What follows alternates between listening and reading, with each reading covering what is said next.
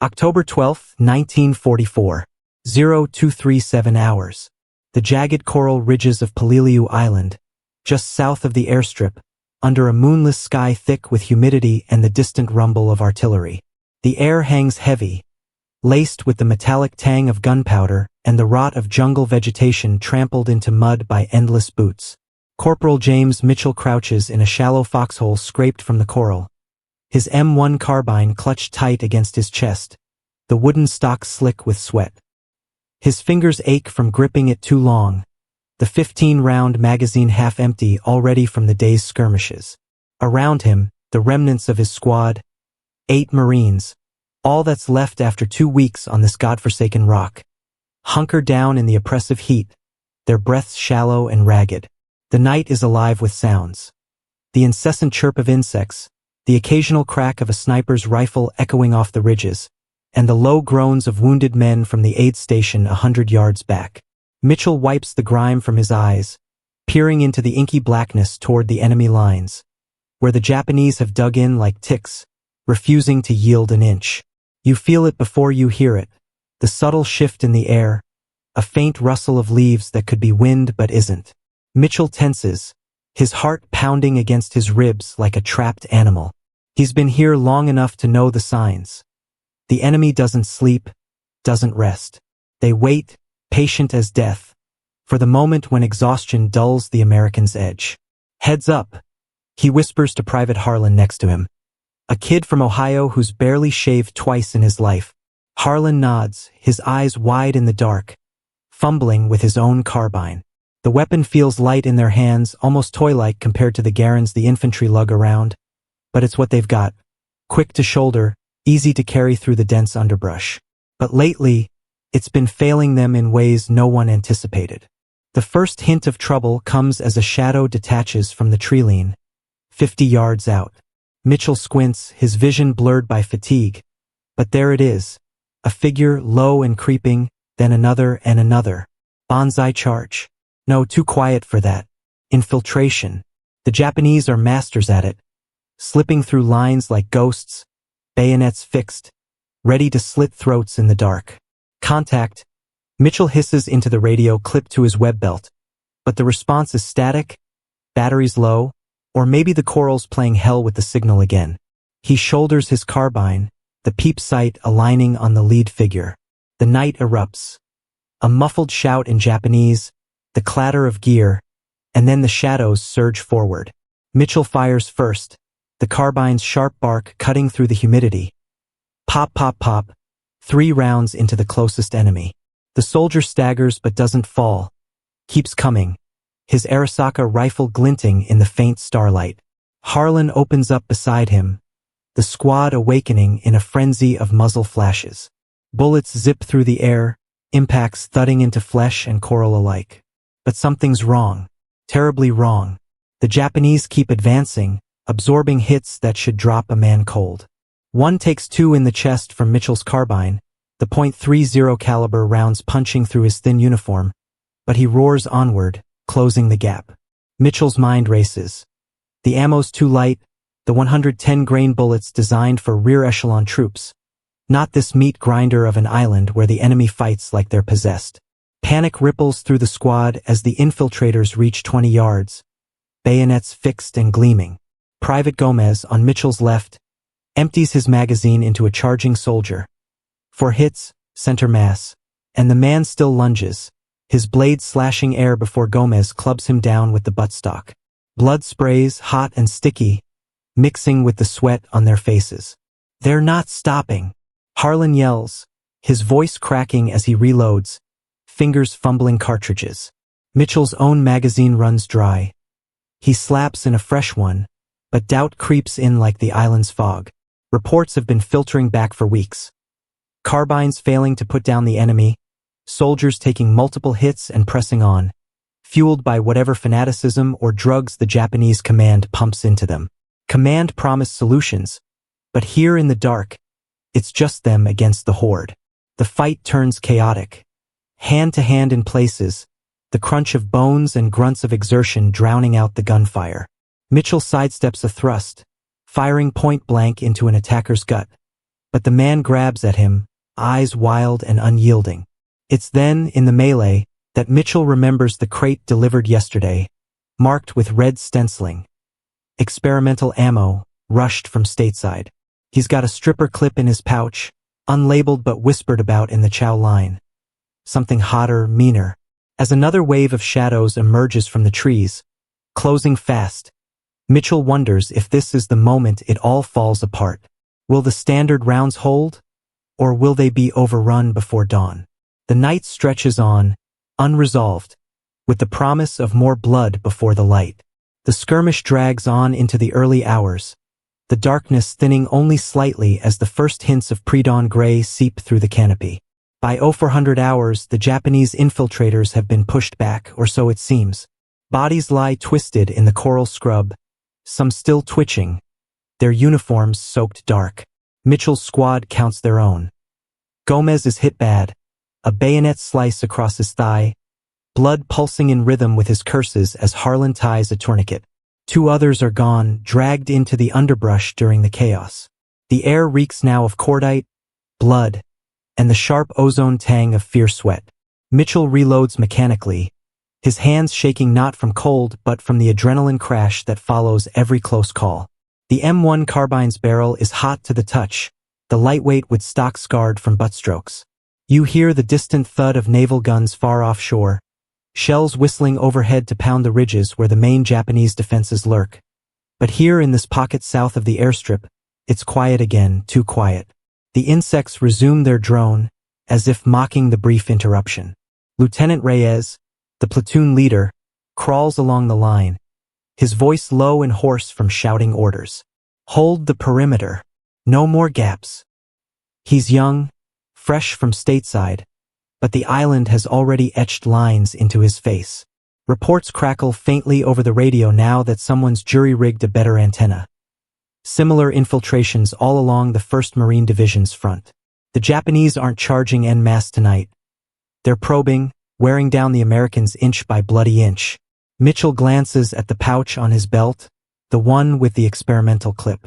Yesterday's resupply drop included a small crate, wooden, stenciled in red, T-something. The label half scratched off in transit. Whispers in the rear said it was special ammo for the carbines, rushed from the arsenal back home because the standard ball rounds weren't cutting it. He'd pocketed a clip on impulse, curious, but hadn't loaded it yet. Now, as the squad digs in deeper, scraping coral with entrenching tools that clang dully against the rock, he wonders if he'll need it. The men's faces are gaunt in the faint light. 2 weeks on Peleliu have turned robust Marines into hollow-eyed shadows. Rations short, water rationed, sleep a distant memory. By 0500, the pressure builds again. You feel it in the air, a thickening tension like before a storm. Scouts report movement. Larger groups this time, not just infiltrators but organized units slipping through the jagged terrain, using the caves and ridges for cover. The Ymerbergal Pocket, they call it, the Bloody Nose Ridge complex where the Japanese have fortified like no other island. Command said Peleliu would fall in days. It's been weeks and the casualties mount. The M1 Carbines, issued heavily to support troops and mortar crews like Mitchell's, were supposed to be a godsend, light, fast-firing, perfect for the heat and humidity. But the reports filtering back are grim. Enemy soldiers taking 3, 4, even 5 hits and closing to grenade range, their fanaticism turning the .30 rounds modest punch into a liability. Harlan whispers at first, his voice cracking. They just keep coming, like the bullets are bee stings. Others nod in the gloom. Private Ellis, the radio man, relays a message from Company HQ. Hold at all costs. Reinforcements delayed by counterattacks elsewhere. No air support till dawn, artillery ammo low. The squad settles into uneasy watch, eyes straining into the graying dark. Minutes stretch into hours. 0530, 0600. The sun creeping up, revealing the carnage from the night. Japanese dead piled in places, but always more shadows moving in the distance. Then it starts anew. A flare arcs overhead from the enemy lines, bathing the ground in harsh white light. Figures rise from concealed positions, hundreds this time, advancing in loose waves, rifles at port, some with fixed bayonets glinting. No wild bonsai scream yet, just methodical, relentless pressure. Mitchell's carbine barks again, the squad opening up in disciplined bursts. Hits register, men stagger, fall, but too many press on, closing the range. One Japanese officer, katana drawn, absorbs a burst from Mitchell's weapon, center mass, visible puffs of dust from impacts, and keeps running, closing to 30 yards before a grenade from the line finally drops him. Panic edges into the voices now. Magazines empty faster than expected. The light recoil encouraging rapid fire but yielding inconsistent stops. Gomez, bandaged and propped against Coral, fires one-handed, grimacing with each shot. "This damn pea shooter," he mutters between bursts. The enemy reaches the wire remnants, probing for weak points, grenades arcing in. Explosions rock the foxholes, dirt and shrapnel raining down. The squad holds barely, but the line bends. Ammo runs low, standard ball crates dwindling. Mitchell's hand brushes the red stenciled clip again. As another wave forms in the rising light, the pressure mounting hour by hour, he wonders how much longer they can bleed the enemy without bleeding out themselves. Will dawn bring relief, or just more of the same unrelenting grind? October 12, 1944, 0830 hours. The sun is already a hammer, beating down on the coral dust that coats everything. Rifles, helmets, skin. South of the Peleliu airstrip, Mitchell's squad clings to the same shallow scrapes in the ground, now ringed with fresh Japanese dead. The morning attack has ebbed, leaving behind the low moans of the wounded and the buzz of flies that arrived faster than the corpsmen. Lieutenant Reyes kneels beside the squad's only working SER 536 radio, sweat dripping from his chin onto the handset as he argues in clipped tones with company headquarters. The conversation is one-sided to the men listening. Reyes repeating negative on withdrawal, ammo critical, carbines ineffective at current range. His free hand rubs the stubble on his jaw, the gesture of a man who hasn't slept in 3 days. You feel the heat rising off the coral like a furnace door left open. Water in canteens is down to a swallow each. The evaporation leaves white salt rings on uniforms. Private Ellis, the radio man, scribbles notes on a sweat-soaked message pad. Battalion aware of stoppage issue. Experimental ammunition to be distributed immediately. Priority to forward units equipped with M1 Carbines. Reyes clicks off, stares at the handset a moment longer than necessary, then crawls the line delivering the same quiet order to each foxhole. New ammo coming up. Red tips. Load only when I say. Nobody fires it until the word. Mitchell watches the lieutenant's face. Tight, controlled, but the eyes betray something close to dread. The crate from yesterday is still back at the company CP, guarded like gold. Word had spread overnight. Frankfurt Arsenal rushed something across the Pacific after urgent cables from the 1st Marine Division. Engineers stateside took the standard 110-grain ball, gutted it, and packed an 81-grain steel jacket around a magnesium-based incendiary core. Tests claimed it would ignite on impact, burn at temperatures hot enough to melt aluminum. But tests weren't Peleliu, and no one had told the men what it would actually do to a human body. By 0930, 2 runners stagger into the position under fire, dragging a wooden crate between them. The stenciling is bright red. Cartridge, incendiary, M27, Cal .30, Lot FA, 44-9. Reyes breaks it open himself. Inside, stripper clips gleam, brass casings with bullet tips painted a vivid crimson. The runners carry more crates to adjacent squads. No written instructions, just a verbal order passed down the chain. Use only against charging personnel at ranges under 100 yards. Conserve standard ball for longer engagements. Reyes gathers the NCOs, 3 sergeants and Mitchell, the senior corporal, in a shell crater 20 yards back. His voice is low, almost reluctant. Command says the regular rounds aren't transferring enough energy. Enemy combatants are closing even after multiple center mass hits. This new load is supposed to change that. He pauses, searching for words that don't exist yet. It's incendiary. Burns inside the wound channel. They claim immediate physiological stoppage. No one asks what that means exactly. The implication hangs heavy enough. Reyes meets each man's eyes. We use it only if the line is about to break. I'll give the order. Clear. Nods all around. Slow and uncertain. The crates are distributed, 2 bandoliers per man, 30 rounds each. Mitchell loads one clip into his pouch, the red tips catching sunlight like fresh blood. The weight feels wrong. Lighter than ball ammo, almost fragile. Harlan stares at his own rounds as if expecting them to speak. Gomez, thigh heavily bandaged and propped on a helmet, mutters, "Better cook the bastards quick, 'cause I ain't running anywhere." 1,000 hours. Naval spotter planes drone overhead, but the ridges block direct support. Artillery fire slackens. Ammo ships delayed by storms. Japanese movement builds again. Scouts report at least a company massing in dead ground to the front, using caves for staging. Reyes walks the line once more, checking fields of fire, adjusting positions. He stops at Mitchell's foxhole longest.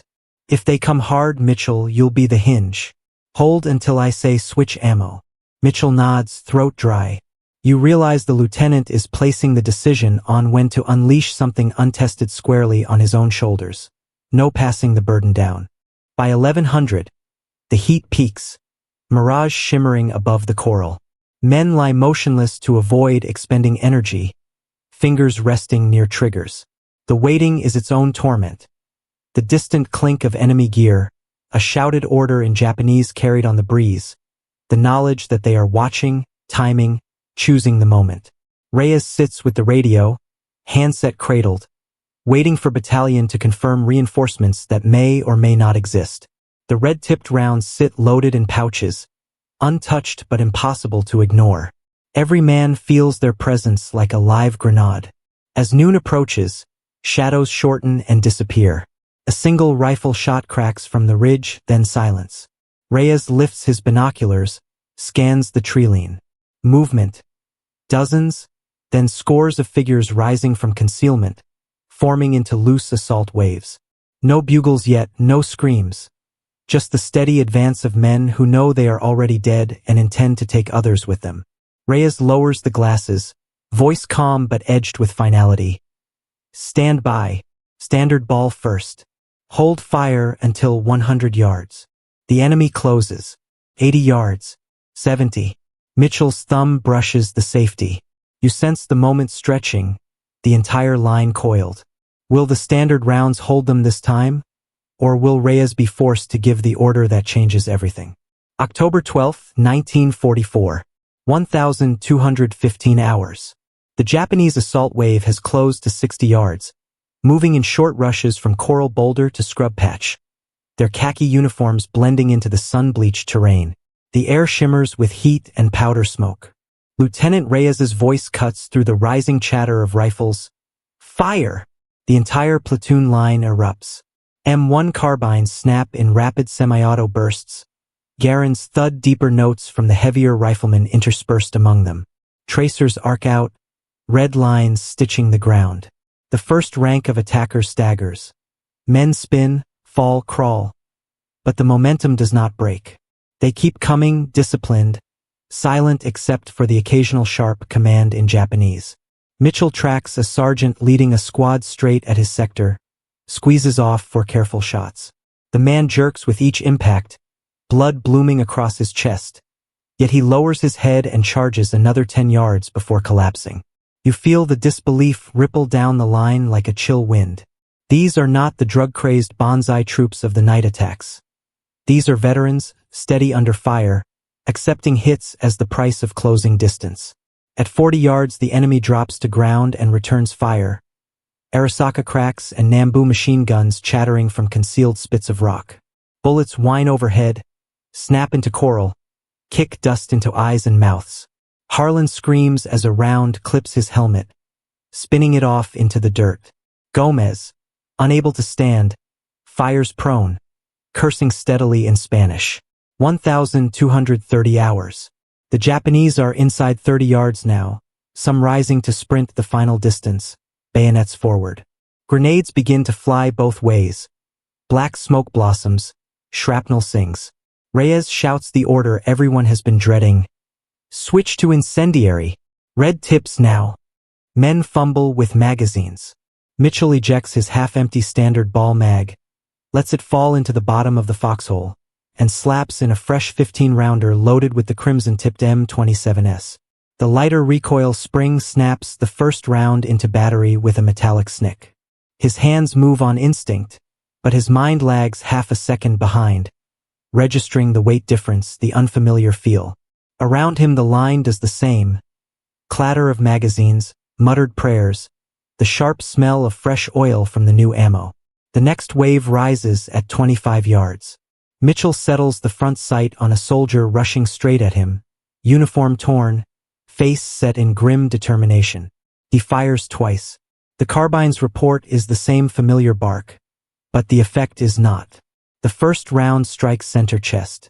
There is no puff of dust this time, only a brief flash, like a camera bulb inside the man's body, followed by a jet of white-hot flame that bursts out his back.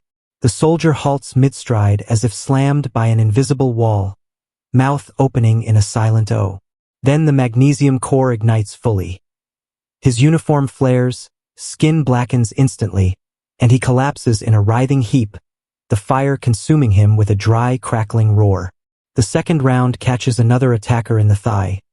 The leg folds unnaturally, and the man goes down screaming as the incendiary burns inward, the wound glowing orange. Along the line the same horror repeats. The M27s do not merely wound, they incinerate from within. Men struck in torso or limbs drop instantly, convulsed, flames licking from entry holes, the smell of burning flesh suddenly overpowering the cordite. The psychological shock is immediate and mutual. The advancing Japanese falter for the first time, eyes widening at the sight of their comrades burning alive in seconds. Some stop dead, staring. Others veer sideways, discipline fracturing. But the resistance does not collapse. Instead, something worse happens. A Japanese officer, katana raised, screams a command. The remaining attackers do not retreat, they redouble. They charge straight into the fire, faster now, as if the horror has only sharpened their resolve. Mitchell realizes the mistake in the same heartbeat as Reyes. The incendiary rounds stop individuals with brutal certainty, but the sight of men burning alive has turned the assault into something beyond fanaticism, into fury. They are not breaking. They are enraged. By 12:40 hours, the enemy is among the forward foxholes. Hand-to-hand erupts in pockets. A Japanese soldier vaults into Harlan's position, bayonet thrusting. Harlan fires his carbine from the hip, 3 red-tipped rounds into the man's abdomen. The attacker ignites like a torch, screaming, but in his death spasm drives the bayonet through Harlan's shoulder, pinning him to the coral wall. Both men burn together in a single terrible pyre. Mitchell clubs another intruder with his buttstock, then fires point-blank into a third. The muzzle flash sets the man's sleeve alight. He reels backward, beating at flames that will not die. All around, the line holds by inches. Marines grappling, shooting, burning the enemy at arm's length. The air thick with acrid smoke and the wet sizzle of magnesium. Reyes's voice is hoarse now, shouting for controlled fire. But the fight has become too close, too frantic. Ammo expenditure skyrockets. The lighter M27 magazines empty in seconds. Some men, out of red tips, switch desperately back to standard ball, the difference in stopping power stark and deadly. As the sun beats down mercilessly, the battlefield becomes a tableau of flame and blood. The Japanese assault has not broken. It has fragmented into dozens of individual death struggles, each more desperate than the last. And in the center of it, Mitchell reloads again, hands blackened with soot, wondering whether the new ammunition has saved the line or merely changed the nature of the nightmare. How much longer can they hold before the enemy's numbers, or their own dwindling rounds, finally overwhelm them? October 12, 1944. 1,300 hours. The battlefield south of the airstrip has become a furnace in every sense. Black smoke from burning uniforms and brush drifts low across the coral, stinging eyes and throats. The sharp crackle of magnesium still flares sporadically as fresh M27 rounds find targets. each flash accompanied by a high, animal scream that cuts deeper than any bullet.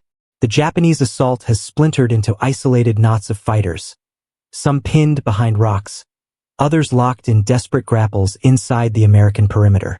No one is advancing in formation anymore. It is survival now, yard by yard.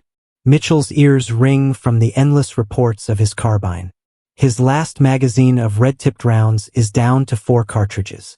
He fires them deliberately, one at a soldier trying to crawl forward with a satchel charge, another at a machine gun crew attempting to set up 30 yards away. Both targets ignite with the same violent efficiency, the gunner thrashing as his ammunition belts cook off in secondary pops. The smell is unbearable. Pork and gasoline, hair and wool, all seared together. Mitchell's stomach heaves, but there is nothing left to bring up. You feel the weight of every shot now, not in the light recoil but in the aftermath. Men who minutes ago were shouting, running, hating, are reduced to smoldering heaps that twitch long after they should be still. Private Ellis, the radio man, has gone quiet. He sits with his back to the foxhole wall, staring at his hands as if they belong to someone else. Earlier he emptied an entire magazine into a charging Japanese at 10 feet. The man burned so brightly that Ellis's sleeves caught sparks. He beat them out against his thighs, but the fabric still smokes faintly. No one speaks to him. There is nothing to say. Lieutenant Reyes moves along the line like a ghost, voice raw from shouting. He no longer gives fire commands. There is no line left to control, only pockets of resistance. His Thompson is empty, sling torn away in a struggle. He carries only a captured Arisaka now, bayonet fixed, using it to gesture men into new positions. When he reaches Mitchell's foxhole, he drops beside him, chest heaving. For a long moment neither speaks. Then Reyes says, almost to himself, "They're still coming. Smaller groups now, but they keep coming." His eyes are bloodshot, fixed on a burning body 20 yards out that still tries to crawl. "I didn't think it would be like this." Mitchell nods, not trusting his voice. He switches back to a half-full magazine of standard ball. His last red tips are gone. The difference is immediate and cruel. A Japanese infiltrator rises suddenly from a fold in the ground 15 yards away, lunging with a bayonet. Mitchell fires 3 times center mass. The man stumbles, blood spraying, but keeps forward momentum long enough to drive the blade into the coral lip of the foxhole before collapsing across it. Mitchell has to push the body off with his boots, feeling the residual heat through the leather. By 1340 hours, the heat is murderous. Men strip off shirts, skin lobster red beneath grime. Water is gone. Lips crack, tongues swell. The psychological toll compounds with every passing minute. Gomez, thigh wound now black with dried blood, laughs too loudly at nothing, then sobs once before catching himself. Harlan, shoulder pinned and burned earlier, lies motionless, eyes open to the sky, whispering numbers. How many rounds he fired, how many men he burned. No one corrects him or tells him to save his strength. The Japanese attacks come in pulses now. 10 men here, 5 there. Slipping through smoke and dead ground, using their own burning dead as distraction. Each time the Marines respond with whatever ammunition remains. The M27 crates are nearly empty across the platoon. Men hoard the last clips like misers. Reyes orders strict conservation. Incendiary only at point blank, standard ball for anything farther. But the distinction blurs in the chaos. Confusion reigns. Friend and foe sometimes indistinguishable in the haze, shapes rising suddenly from the ground. Mitchell's mind begins to fracture along familiar lines. The repetition of reload, aim, fire, the endless calculation of how many more he can stop before they reach him. He catches himself staring at a smoldering corpse, wondering if the man had a family, if he felt the fire start inside his chest. The thought disgusts him, but it will not leave. Around him, other men show the same cracks. Eyes too wide, movements jerky, voices either too loud or gone altogether. At 1,410 hours another wave forms, larger this time. Perhaps 30 men emerging from a ravine the scouts missed. They move faster, driven by the sight of their objective so close. Reyes stands fully upright for the first time in hours, Thompson long discarded, waving men to new firing positions. His shout carries a note of desperation now. Everything you've got, pour it on them. Mitchell slaps in his final full magazine. Mixed loads, half ball, half the last red tips scavenged from a dead Marine. The enemy closes to 50 yards, then 40. You realize the line is thinning dangerously. Casualties mounting, ammo critically low, the men teetering on the edge of collapse. As the Japanese break into a run, screaming for the first time all day, the question hangs heavier than the smoke. Will this be the wave that finally breaks through, or is there still enough fight and enough fire left to hold them one more time? October 12, 1944. 1,430 hours. The Japanese are 30 yards out and closing fast, their screams rising into a single ragged howl that drowns the crack of rifles. The platoon line, now barely 20 able-bodied men spread across a front that should hold 50, fires everything left. M1 Carbines chatter until bolts lock back empty. Garand's thud slower, deliberate shots from those who still have N-block clips. Smoke hangs so thick that shapes appear suddenly, as if stepping out of fog. Mitchell's carbine is dry. His last mixed magazine ran out 10 seconds ago, the slide locked open on an empty chamber. He drops behind the coral lip, hands scrabbling for anything. Loose rounds in the bottom of the foxhole, a discarded bandolier, anything. His fingers close on a single stripper clip someone dropped. 5 rounds, all red-tipped M27. He slams them into the magazine with his thumb, the brass hot from the sun, then rams the mag home. The bolt snaps forward with a sharp metallic ring. You realize this is the hinge moment. The enemy wave is committed, no cover left, no hesitation. If they reach the foxholes, it is over. Reyes is on his feet again.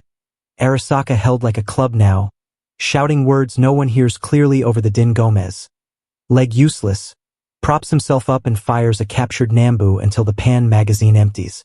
Ellis, the radio man, has found a .45 somewhere and fires it one-handed, tears cutting channels through the grime on his face. Mitchell rises to a knee, shoulders the carbine, and begins firing the last 5 incendiary rounds as fast as he can work the trigger. Each shot is a bright, brief sun. The first man takes it in the neck and drops, flames jetting from both sides. The second in the pelvis, folding him in half as the fire consumes him from the inside. The third and fourth side by side, both hit in the chest, both igniting in near-perfect unison so that for an instant 2 human torches sprint forward another 3 steps before collapsing. The 5th round catches the color-bearer, a young soldier carrying a tattered rising sun flag, at 20 yards. The flag catches instantly, burning brighter than the man himself, who staggers another 5 paces before falling across the body of an already dead Marine. The effect ripples outward like a shockwave. The Japanese immediately behind the burning men check their rush for a fatal second, long enough to stare, to register what has just happened to their comrades. In that pause, every remaining American weapon pours fire into the gap. The lighter standard ball rounds may not stop reliably, but massed at this range they wound and maim and slow. Men go down in clusters, tripping those behind. Then something shifts in the enemy ranks. A bugle sounds, not the wild charge call, but a series of short, urgent notes. The survivors at the front hesitate, look back. An officer near the rear waves his sword frantically toward the ravine they emerged from. The assault does not break in panic. It withdraws with the same grim discipline it advanced. Men grab wounded comrades, drag them, fire covering shots as they pull back. The burning dead are left where they fell, flames still crackling. Mitchell lowers his smoking carbine, chest heaving. He does not cheer, none of them do. The silence that follows is sudden and absolute, broken only by the pop of cooling metal and the wet hiss of magnesium burning itself out. Reyes sinks to his knees, Arasaka clattering away. Ellis stares at the handset in his lap as if surprised it is still there. Gomez laughs once. A short, broken sound, then vomits bile onto the coral. By 1450 hours, the Japanese have vanished into the ravine and the folds of ground, leaving behind a carpet of bodies, many still smoldering. The platoon counts itself. 12 men still able to fight, 8 wounded who might survive the night, for dead in the last push. Ammunition is effectively gone.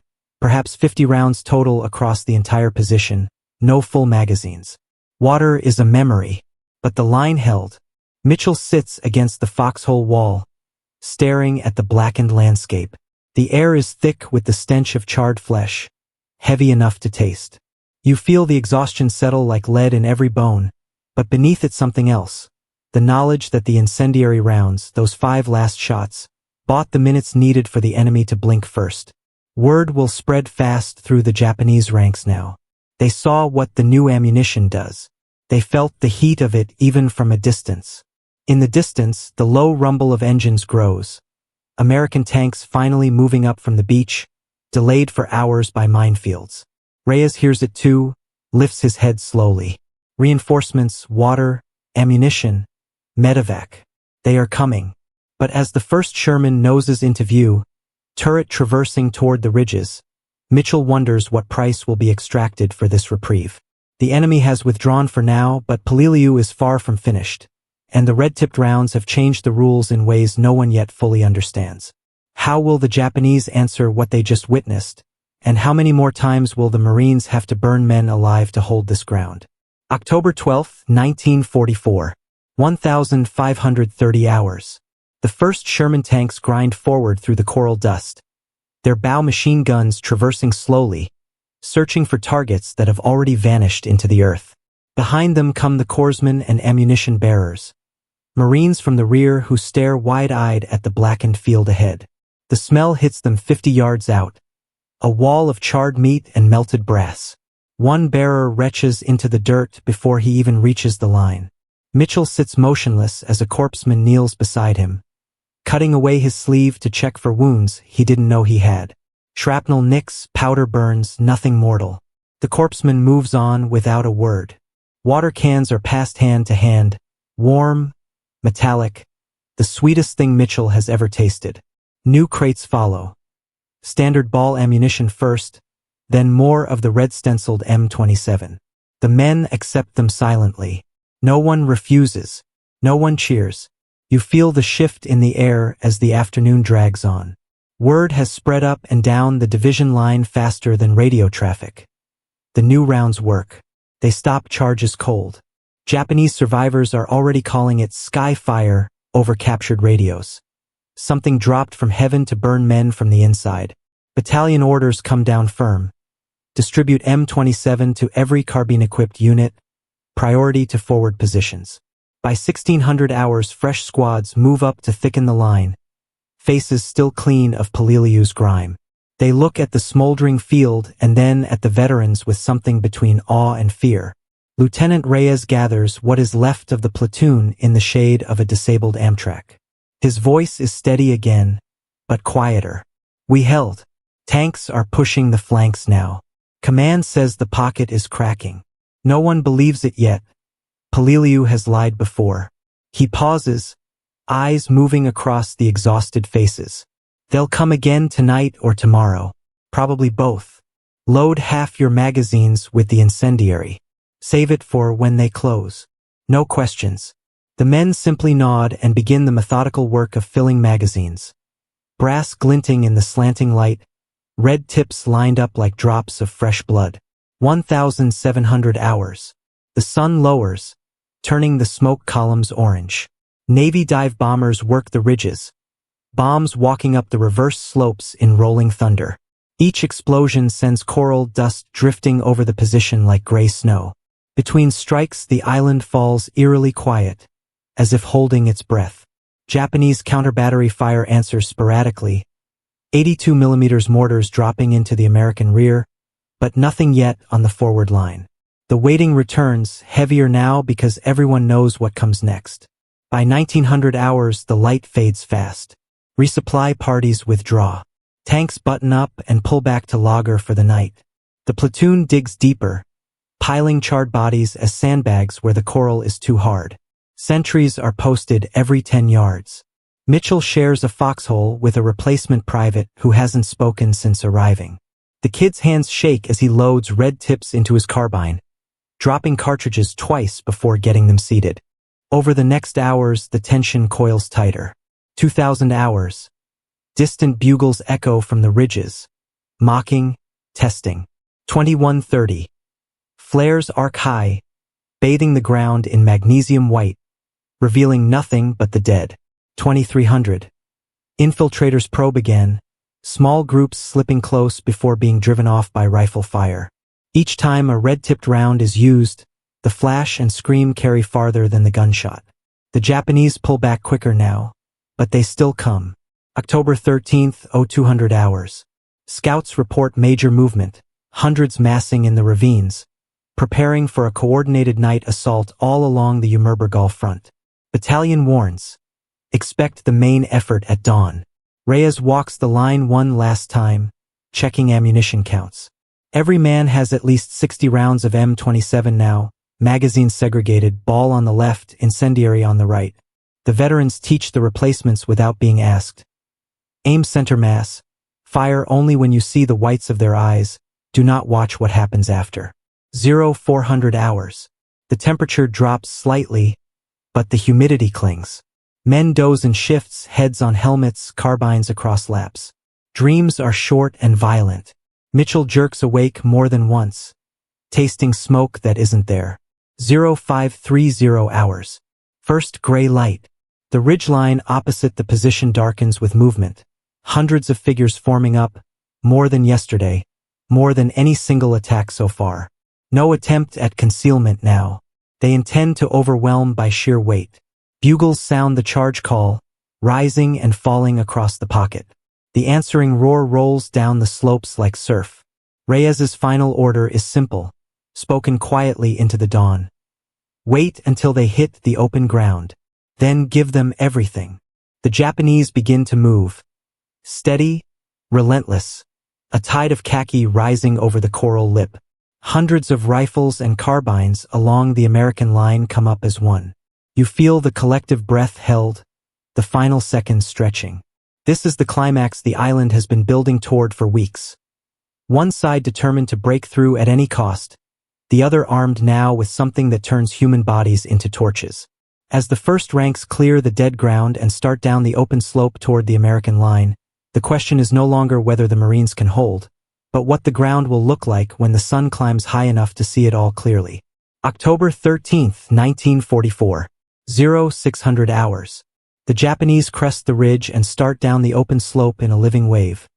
500 men, perhaps more, spread across the front in loose ranks, rifles at the high port, officers' swords catching the first rays of sun. No wild bonsai cry this time. Just the low, continuous roar of hundreds of voices raised in a single sustained note of defiance. The ground itself seems to tremble under their boots. Lieutenant Reyes's voice is calm, almost conversational, carried along the line by men repeating it foxhole to foxhole. Hold, fire.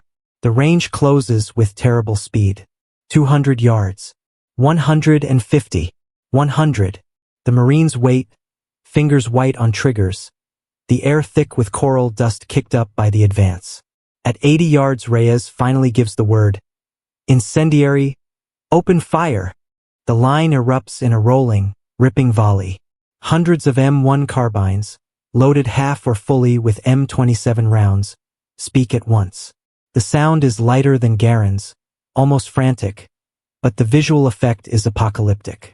The front rank of the Japanese assault simply disappears behind a wall of white-hot flashes. Dozens of men ignite mid-stride, uniforms flaring, bodies folding as the magnesium cores burn through flesh and bone at 4,500 degrees. The smell arrives a second later. Searing meat, burning hair, molten metal. Screams rise in pitch, sharp and inhuman, cutting through the gunfire. You watch the wave falter almost immediately. The second rank runs into the backs of the burning first, men recoiling instinctively from the heat and the sight. Some try to push past. Others stop dead, staring. The disciplined advance fractures into clusters. Some pressing forward in blind rage, others milling, officers slashing with swords to drive them on. But the American fire does not pause. Magazines empty are replaced empty again. The lighter recoil of the M27 allows sustained rapid fire. The line becomes a continuous sheet of flame. By 60 yards, the assault has lost all cohesion. Bodies pile in windrows, many still burning, the coral itself blackened in patches. Japanese soldiers who reach 40 yards do so singly or in pairs, only to ignite and collapse within steps of the foxholes. One officer makes it to 20 yards, katana raised high, before 3 separate carbines find him. He becomes a pillar of fire that topples forward like a felled tree.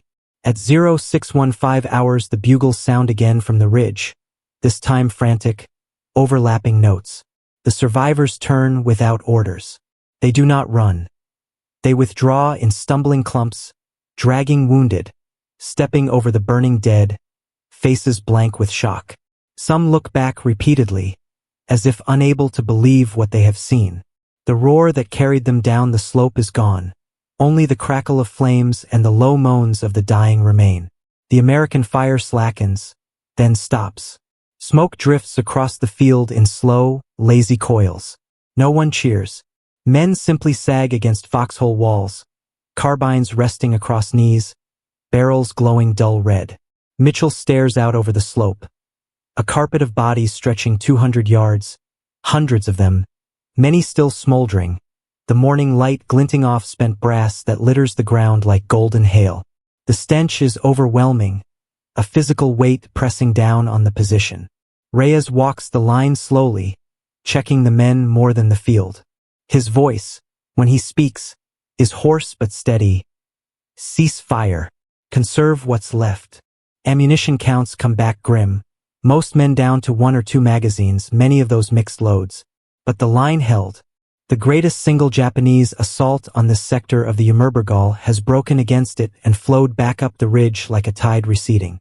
By 0700 hours tanks move forward again, turrets traversing the slopes, coaxing scattered riflemen from caves with canister and he. Infantry follows cautiously, stepping around the charred remains. Japanese resistance in the immediate front collapses. Caves that held dozens yield to grenades and flamethrowers with little fight. Prisoners begin to stumble out, hands raised, eyes averted from the field, some whispering the same phrase over and over to the interpreters. Tenku no hai, sky fire. Mitchell sits with his back to the coral, carbine across his lap, staring at nothing. The replacement private beside him finally speaks, voice small. They won't come again. Not like that. Mitchell does not answer. He is not sure the kid is right. Paliliu has surprised them too many times. But something fundamental has shifted. The Japanese command has thrown a regiment-sized attack at this narrow front and watched it burn away in minutes. The cost was staggering on both sides, but the American line is still here, and now armed with something the enemy has no answer for. As the sun climbs higher, the battlefield falls into an unnatural quiet broken only by the distant thump of artillery and the occasional sharp crack of a sniper. The breakthrough has come. Not American boots pushing forward, but the enemies will finally cracking under the weight of what they must now face. Yet the victory feels hollow, the ground in front of the line a testament to how steep the price was. How many more such mornings will the island demand before it is done? October 13th, 1944. 0800 hours. The sun is fully up now, turning the coral white hot and the smoke into a shimmering haze. The battlefield lies unnaturally still. No rifle cracks, no bugles, no shouted orders.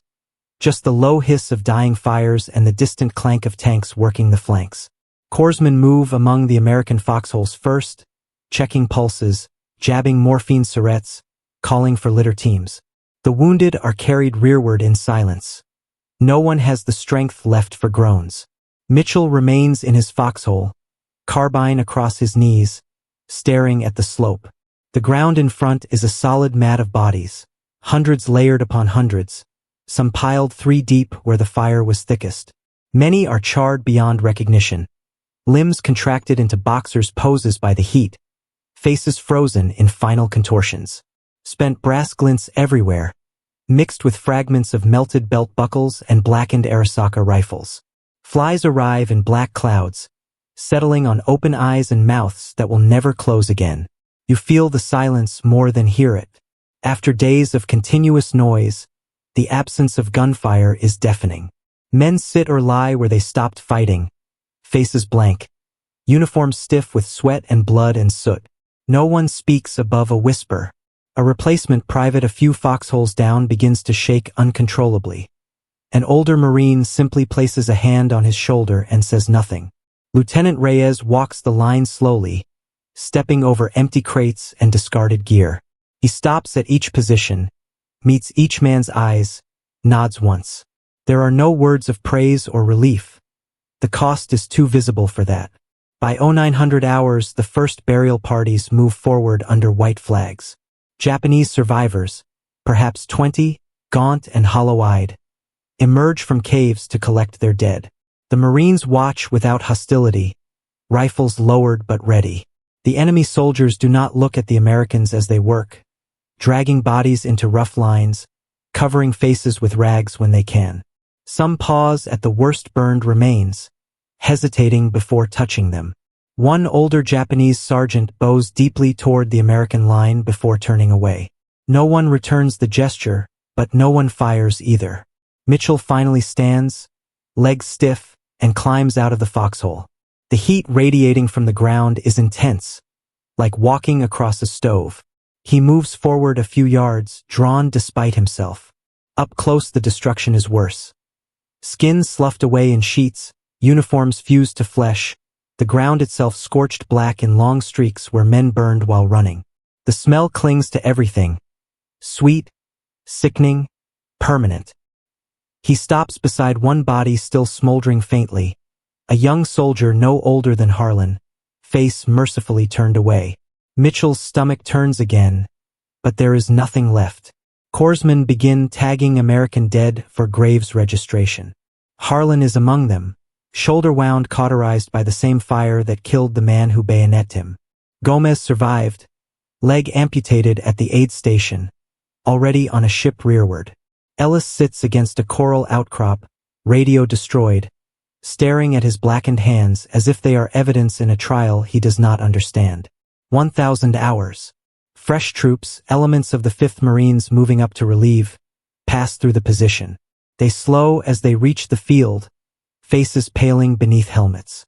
One young lieutenant stops near Reyes, salutes stiffly, and asks in a quiet voice, "How many did you burn, sir?" Reyes looks at him for a long moment, then out over the slope. "Enough," he says. The lieutenant nods and moves on without another word. The veterans are pulled back 50 yards to a holding area. See rations, fresh water, cigarettes passed hand to hand. No one eats much. Mitchell lights a cigarette with fingers that still tremble slightly, inhales, and watches smoke rise into the motionless air. Around him, men sit in small groups, speaking little. When they do talk, it is in fragments: how many magazines they fired, how bright the flashes were, how fast the enemy turned. No one mentions the screams or the smell. Those things are already inside them. By noon, the battlefield is nearly empty of living men. Tanks and flamethrower teams push deeper into the pocket, meeting only scattered resistance. Caves surrender in clusters. The Umerbergal complex, after weeks of slaughter, is finally unraveling. But here on this narrow front south of the airstrip, the ground bears witness to how it broke. Mitchell stubs out his cigarette on the coral, grinds it longer than necessary. The quiet stretches on, heavy and absolute. The fight has moved forward, leaving only the dead and the men who made them that way. And in that silence, each survivor feels the weight settle deeper. The knowledge that they are still alive, and the question of what exactly they have become to stay that way. October 13th, 1944. 1,400 hours. The position south of the airstrip is almost empty now. The relief troops have pushed forward into the pocket, their boots crunching over brass and bone. Only a rear detail remains, graves registration teams in clean fatigues, moving methodically among the dead, tagging dog tags, filling out forms in triplicate. The smell has not lessened. If anything, the afternoon heat has thickened it, turning the air syrupy and foul. Flies swarm in black sheets. Mitchell sits alone on an overturned ammunition crate, a cigarette long gone cold between his fingers. His carbine lies across his lap, barrel fouled black, stock scarred and splintered. He has not cleaned it. He is not sure he ever will. Around him, the other survivors wait for trucks that will take them back to the beach, then to ships, then eventually home. No one hurries them. No one speaks much at all. You notice the small things now that the noise has stopped. The way the coral dust clings to dried blood, turning it rust-colored. The faint steam still rising from patches of ground where the fires burned hottest. The absence of birds. Nothing sings or calls on this part of Peleliu anymore. Lieutenant Reyes stands apart, staring up at the ridges where sporadic gunfire still echoes as the fresh troops mop up caves. His Thompson is gone. The captured Arasaka left propped against a rock. He looks smaller somehow, as if the island has taken something measurable from him. A Graves registration sergeant approaches Mitchell, clipboard in hand. Name and unit for the record, Corporal. Mitchell gives it without looking up. The sergeant nods toward the field. You were here for the big one this morning? Mitchell nods once. The sergeant hesitates, then says quietly, we're listing over 400 enemy dead in this sector alone. Most burned. He does not add anything else. There is nothing to add. By 1500 hours the trucks arrive, deuce and a halves with canvas flaps tied back. The survivors climb aboard without being told, moving like old men though none are over 25. Mitchell takes a seat near the tailgate, the metal hot through his trousers.